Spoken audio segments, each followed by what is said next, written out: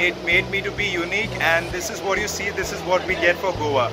And I urge everyone, every Goan to please go out there and make Goa proud. The journey was difficult, yet lots of experience, up and down, smiles and laughter.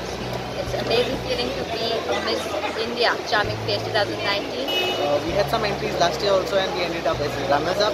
And this year we have Mr. Roysten winning the title along with Anushka, the main title. We also have the ambassador title won by Mr. Pereira and he, the state director, second of the year. So we have a total of 4 titles coming to Goa, and a lot of hopes for Goans that we can do it, we can win it.